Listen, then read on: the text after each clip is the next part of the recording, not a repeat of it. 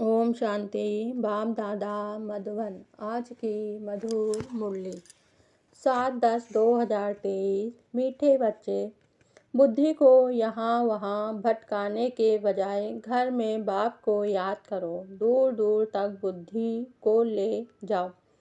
इसे ही याद की यात्रा कहा जाता है। प्रश्न: जो बच्चे सच्ची दिल से बाप को याद करते हैं उनकी निशानी क्या होगी?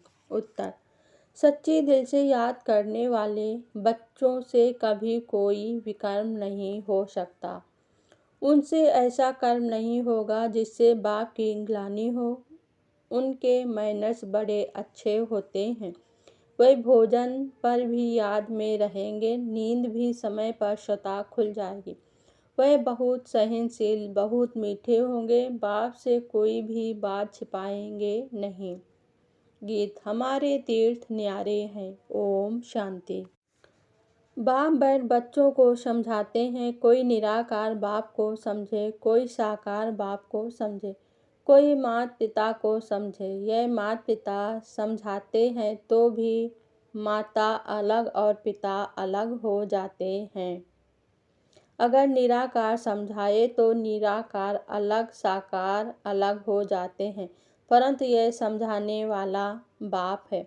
आज की मुरली से मुख्य 10 पॉइंट। पहली पॉइंट: मन मना भव अर्थात रूहानी तीर्थ जरूर आत्माओं को ही समझाते हैं और समझाने वाला है परम पिता, और कोई समझा ना सके। दूसरी पॉइंट: यह भी आधा कल्प की रस्म रिवाज है। सब तीर्थ करते हैं परंतु वह कोई को सद्गत दे ना सके। खुद ही घड़ी घड़ी तीर्थों पे जाते रहते हैं।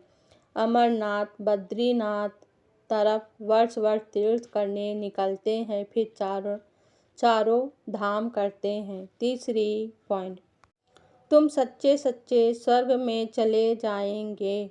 यात्रा माना आना जाना, वह तो अभी ही होता है। सतयुग में यात्रा होती नहीं। तुम हमेशा के लिए स्वर्ग आश्रम में जाकर बैठेंगे। यहाँ तो सिर्फ नाम रख देते हैं। चौथी पॉइंट: बाप समझाते हैं सतयुग में विकार है नहीं, माया ही नहीं तो विकार कहाँ से आए। माया का राज शुरू होता है द्वापर से। यह है रावण की 5 जंजीरें, वहाँ यह होती नहीं। पांचवी पॉइंट: बाप समझाते हैं बच्चे, इस रूहानी यात्रा में तुम्हें निरंतर बुद्धि योग लगाना है। यह बहुत सहज है। भक्ति मार्ग में भी सवेरे उठते हैं, ज्ञान मार्ग में भी सवेरे उठ बाप को याद करना है। छठवीं पॉइंट: कभी कभी बाबा ख्याल करते हैं ड्रामा अनुसार कल्प पहले आज के दिन जो मुरली चलाई थी वह जाकर चलाऊंगा। तुम भी कह सकते हो कि कल्प पहले बाप से जितना वर्षा लिया था उतना ही लेंगे। शिव बाबा का नाम जरूर लेना पड़े। सातवीं पॉइंट: शिव बाबा को याद करो, नहीं तो पाप हो जाएगा। निरंतर बाप को याद करना है, नहीं तो विकर्म विनाश नहीं होंगे। बड़ी मंजिल है, मासी का घर थोड़ी ही है। ऐसे नहीं भोजन पर पहले याद किया फिर खल्लास, ऐसे ही भोजन खाने लग पड़े। नहीं सारा समय याद करना पड़े, मेहनत है।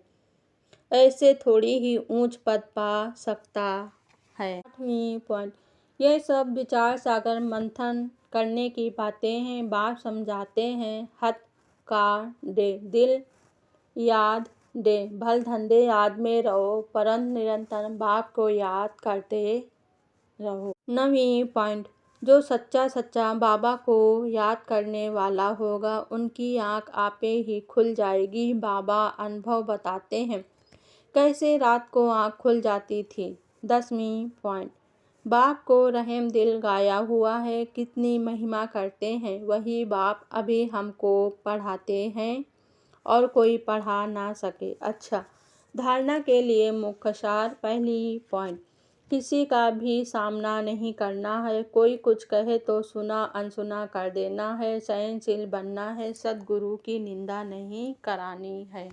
दूसरी पॉइंट, अपना रजिस्टर खराब होने नहीं देना है। भूल हो जाए तो बाप को सुनाकर क्षमा मांग लेनी है। वहाँ ऊपर याद करने की आदत डालनी है। वरदान है आज का, साइलेंस की शक्ति द्वारा जमा के खाते को बढ़ाने वाले श्रेष्ठ पद के अधिकारी भव।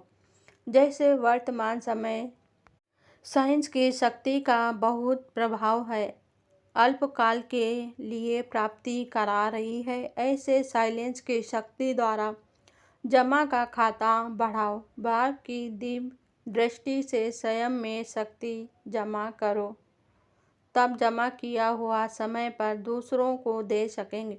जो दृष्टि के महत्व को जानकर साइलेंस की शक्ति जमा कर लेते हैं, वही श्रेष्ठ पद के अधिकारी बनते हैं। उनके चेहरे से खुशी की रूहानी झलक दिखाई देती है। स्लोगन है आज का, अपने आप नेचुरल अटेंशन हो तो किसी भी प्रकार का टेंशन आ नहीं सकता। ओम शांति।